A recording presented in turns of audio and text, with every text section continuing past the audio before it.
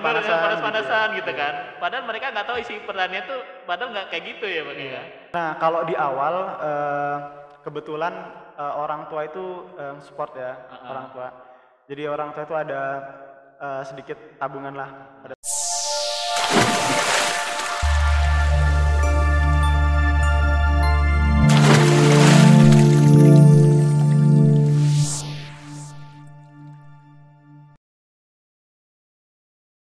Assalamualaikum warahmatullahi wabarakatuh. Halo Tepers, gimana nih kabarnya?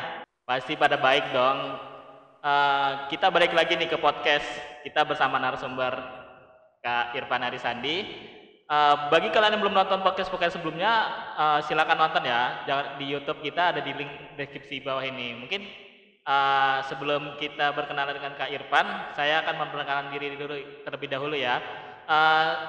Saya Dana Ramadiansyah dari angkatan 2020, anggota bidang informasi dan komunikasi. Di sini saya bersama dengan narasumbernya Kak Irfan sebagai CEO dari Kita Tani. Mungkin dari Kak Irfan bisa memperkenalkan diri dulu Kak. Oke, terima kasih.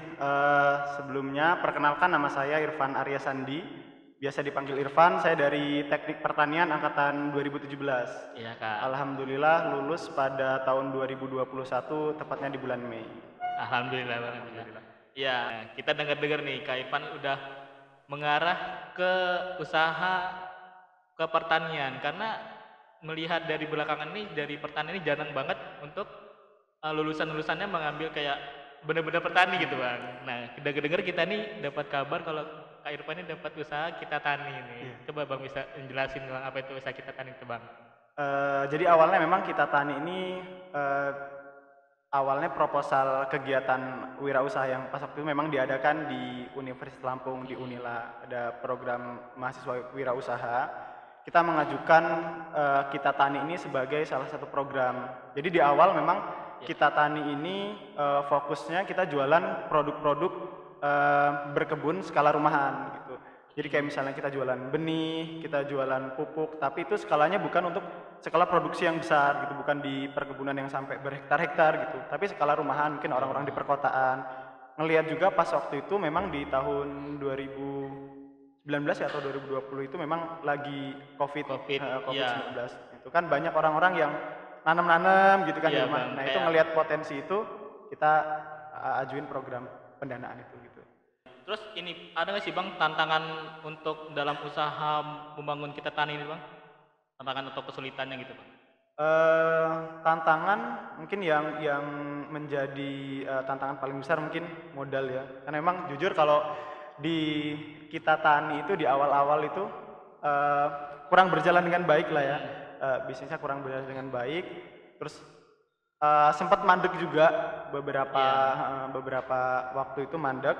Dan ketika saya selesai di skripsi ya, ketika saya selesai ngambil data, saya pulang ke rumah kan mau ngerjain apa nih sambil saya ngerjain skripsi, sambil di rumah itu budidaya melon pada saat itu. Dan memang tantangan pertama yang saat itu menjadi ini modal sih, karena kalau di budidaya melon yang pengen saya kembangin ini modalnya cukup besar.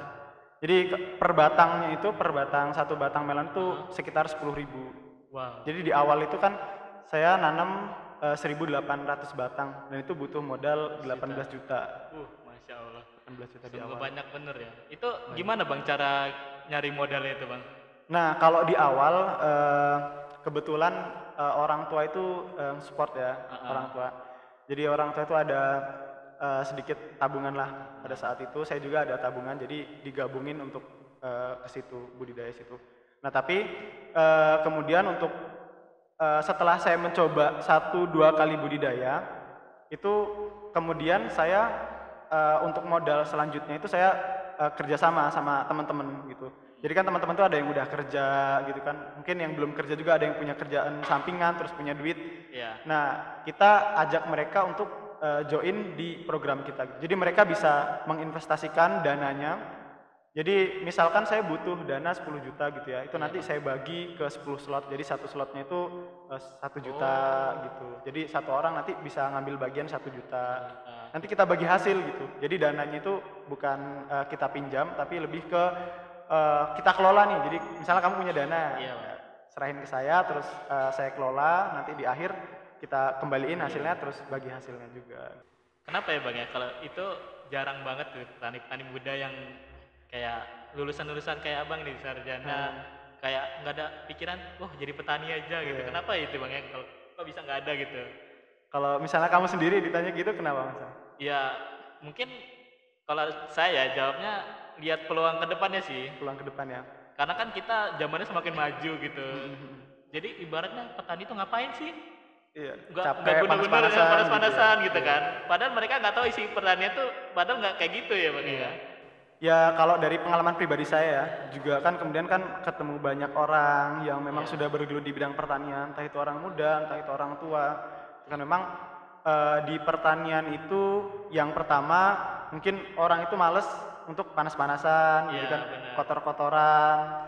Tapi kalau dari saya pribadi, kenapa orang-orang itu khususnya anak muda enggan terjun di dunia pertanian itu karena memang hasil panennya itu dibeli dengan harga yang tidak menentu gitu. Jadi misalnya misalnya karena saya panen melon ternyata harganya nggak sesuai. Itu yang pertama. Terus kemudian yang kedua, tantangan di sektor pertanian itu harus bisa melihat cuaca gitu ya. Terus kemudian hama, penyakit gitu. Jadi kayak kalau kita budidaya di pertanian tuh kayak bisa berhasil, ya bisa gagal gitu. Karena ya tantangannya itu tadi gitu. Iya. Terus saya berkaca dari sekitar rumah saya kan kayak urban farming kan, kita kekurangan lahan nih. Banyak orang-orang di sekitar rumah saya itu kayak ini loh Bang, apa? Dia pengen gunain hidroponik nih.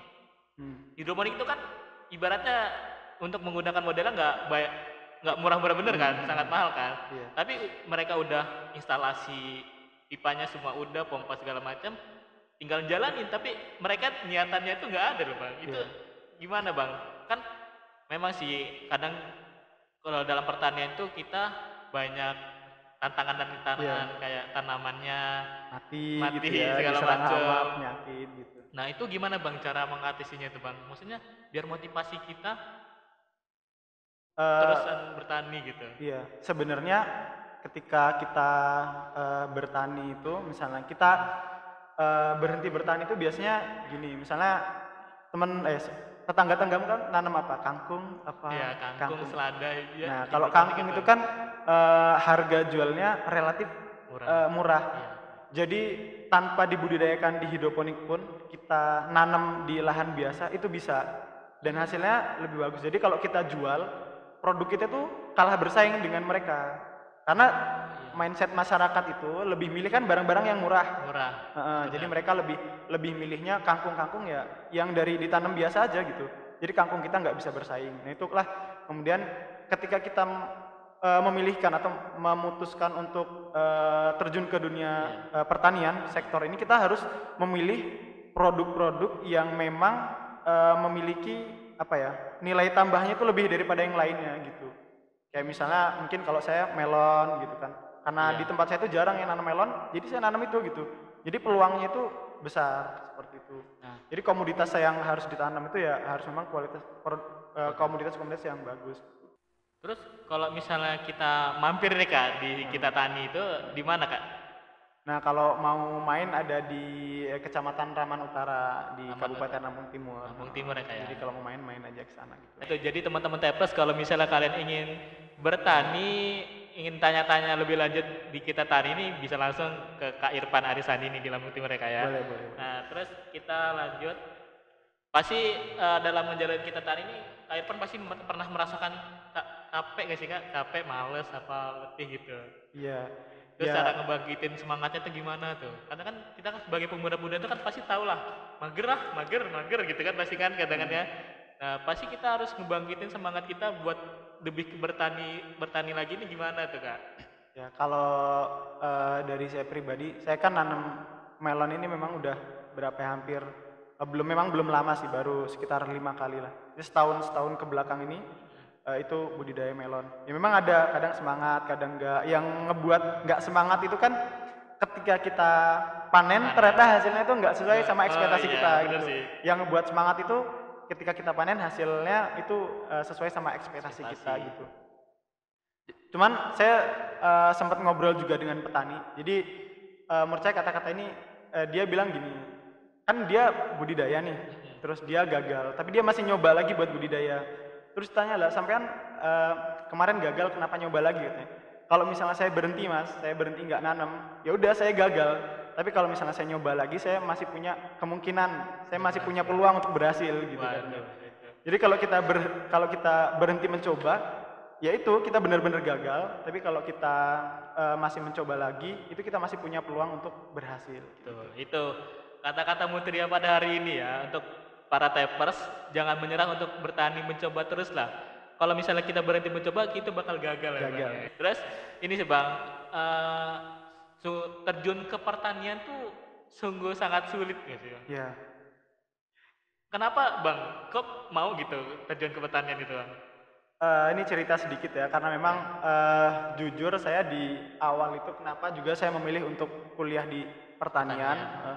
Karena saya pengen potensi yang ada di desa itu bisa dikembangkan gitu. Jadi saya itu melihat teman-teman saya ya yang masih muda-muda itu mereka lebih banyak milih untuk keluar kota gitu kan, lebih milih untuk ke Jakarta kalau di teman-teman saya. Sebenarnya di rumahnya itu ada loh potensi yang bisa kita kembangkan. Gitu. Makanya saya berpikir saya mau masuk di dunia pertanian aja. Toh kalau misalnya saya nggak bisa masuk di perusahaan misalnya, saya nggak bisa kerja di perusahaan, ilmu saya bisa bermanfaat di masyarakat gitu. Dan memang tantangannya memang besar kalau mau terjun ke dunia pertanian karena mindset masyarakat itu tentang pertanian itu buruk gitu, panas-panasan gitu. Bahkan saya ketika pertama kali nyoba buat nanam melon itu di rumah, itu kayak dari tetangga gitu, bahkan dari saudara sendiri kayak bilang, lah kamu ngapain sih kuliah 4 tahun kalau cuma mau nanam ini aja gitu. Tapi ya itu tadi, itu salah satu menjadi hal yang buat saya semangat. Jadi kayak ya saya harus bukti ini ternyata kita punya potensi loh yang harus kita kembangkan, kita punya potensi yang harus kita sama-sama kita kembangkan di desa gitu. Jadi dari melihat potensi dari sekitar rumah, jadi itulah semangat. Iya, jadi terjun ke dunia pertanian. Nah, terus jugaan kalau kita melihat faktanya sebenarnya di pertanian ini adalah sektor yang nggak akan pernah mati ya, sampai kapanpun. Selama manusia butuh makan, selama manusia itu hidup makannya nasi, misalnya masih makan minumnya kopi gitu, ya sektor pertanian itu masih akan terus dibutuhkan gitu. Jadi peluangnya itu besar, orang kan nambah terus, jadi makanannya kan dibutuhkan banyak. Nah itu menjadi tantangan kita. Iya sih Bang. Terus itu kan emang kalau Bang Irfan kan melihat dari kondisi sekitar rumah gitu kan. Dia melihat kondisi sekitar rumah banyak potensi-potensi yang bisa digali dari pertanian nih. Jadi dari Bang Irfan adalah inisiatif untuk terjun ke pertanian. Nah, kita di sini mengajak dari yang nggak cuma dari sekitarnya lingkungannya pertanian gitu. Maksudnya yang dari kota juga bisa loh untuk bisa bertani ya kan Bang. Bisa menggunakan ini hidroponik gitu. Jadi untuk bertani ini nggak cuma hanya dari menggunakan media tanah sebenarnya. Banyak cara ya, tapi itu tergantung dari kemauannya dan juga tadi balik lagi ke jalaninnya. Itu aja sih Kak, beberapa pertanyaan.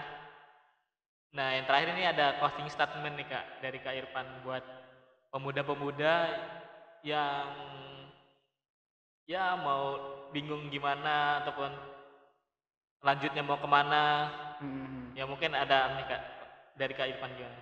Ya buat teman-teman mungkin yang saat ini sedang kuliah atau sudah lulus bingung mau nyari kerja di mana, terus teman-teman yang udah kerja juga ngerasa nggak nyaman sama kerjaannya, yang pertama mungkin syukurin apa yang kita punya hari ini.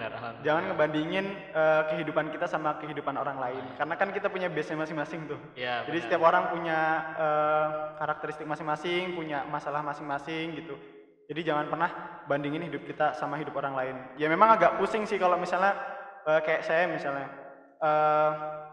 teman-teman saya udah kerja misalnya di BUMN, kerja di PT ini, PT itu, kalau misalnya kita ngebandinginnya ke sana terus ya nggak akan pernah selesai gitu.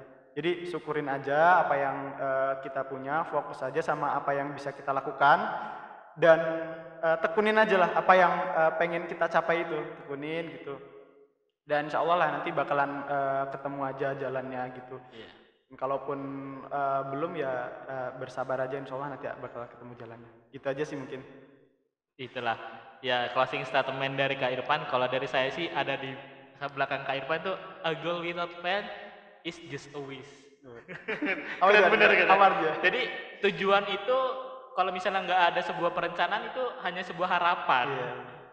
Jadi kalau kita nggak buat tujuan tuh nggak buat Nggak ada. planning, nggak ada pergerakan, itu ya udah cuman harapan aja, kita mau tujuannya kemana nggak bakal berhasil gitu kan. Makanya ada yang bilang juga ketika kita gagal merencanakan berarti kita telah merencanakan untuk gagal. Iya benar banget.